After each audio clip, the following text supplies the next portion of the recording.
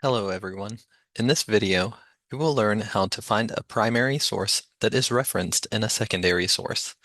Unlike secondary sources, primary sources provide a glimpse into a historical event from the perspective of someone that directly experienced it. Finding the primary source that another author used can be really helpful if you're wanting to trace information back to its original source, get a better understanding of the context, and or develop your own interpretation of the original source rather than relying solely on the author of the secondary source.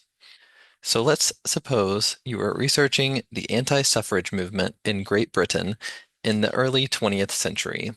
Begin your search at the library's website, www.library.vancouver.wsu.edu.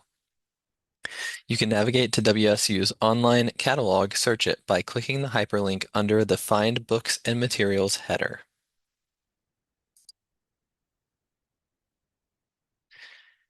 And in the search field at the top of the page, let's type anti-suffrage in Britain.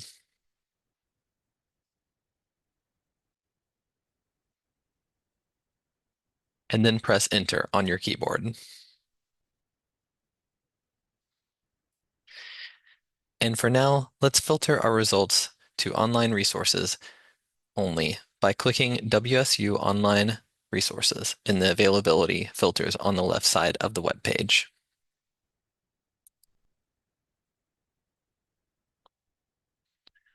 The first book has a relevant title, Separate Spheres, The Opposition to Women's Suffrage in Britain.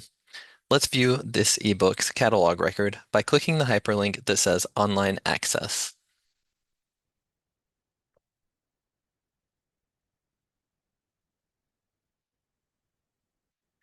After scanning the summary in the details section of the catalog record, I feel confident this book will be helpful for our research.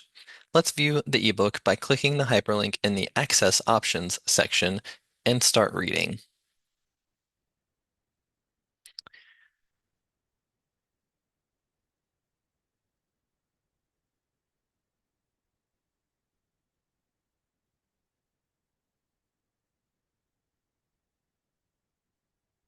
As we read the book, we can bookmark passages that might be helpful.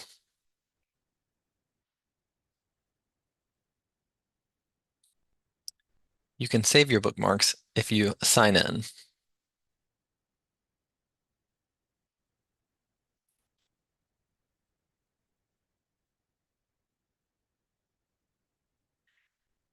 Here's a bookmark that I made earlier.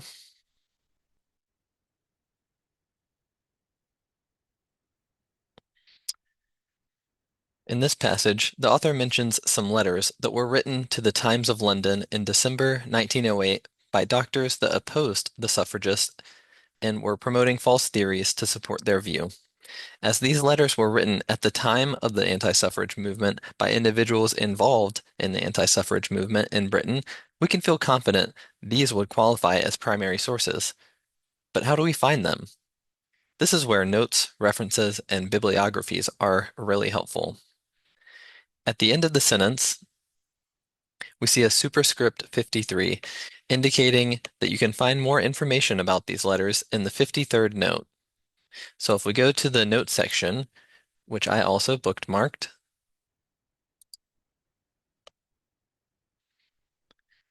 we see that the author included all of the notes from the chapter starting at number 1. So we need to scroll down to note 53.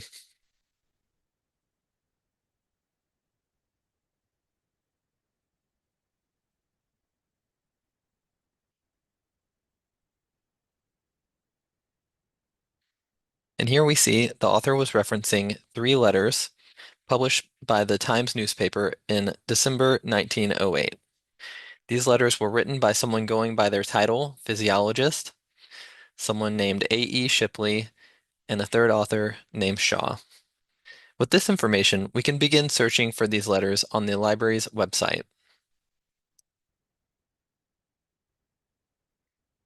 From here, you can click the hyperlink that says Article Databases by Subject. Since these letters were published in the Times of London newspaper, let's click the link that says Newspaper Databases. If you scroll down the page, you will find a link to the Times of London database that provides full-text access to articles published between 1785 and 1985, which includes our target date of December 1908.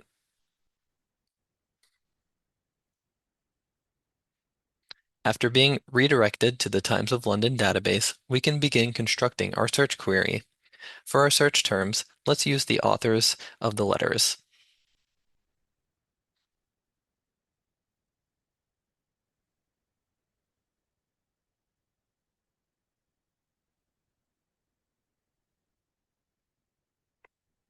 After entering these into the search field, let's change the Boolean operators from and to or using the drop-down arrows to the left of the search fields.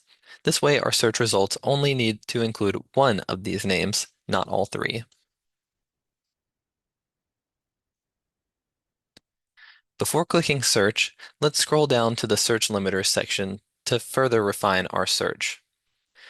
Currently, publication date is set to include articles from all dates, but let's limit it to just December 1908 by selecting the radio button that says On and then choosing December and 1908 from the drop-down menus.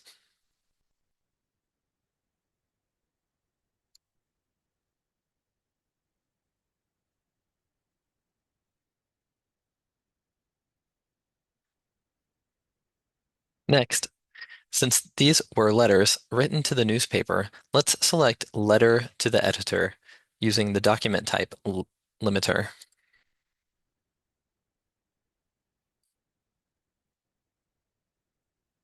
Now let's click the blue search button at the bottom of the page. In looking at our three search results, I see that we found the letters written by the physiologist, as well as the letter written by Shaw.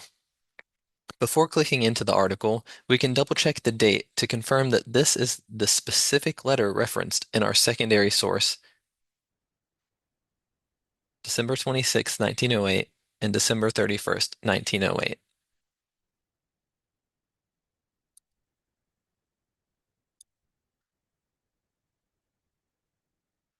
December 26th and December 31st. So sure enough, these are the exact letters. So let's open one up to see how it looks. You can do this by clicking the hyperlinked article title. After clicking the link, we are taken to the exact article. We have now located a primary source document on our topic by using a secondary source document. If you would like further assistance in locating primary sources, contact a librarian or visit our Roots of Contemporary Issues LibGuide. Thank you for watching.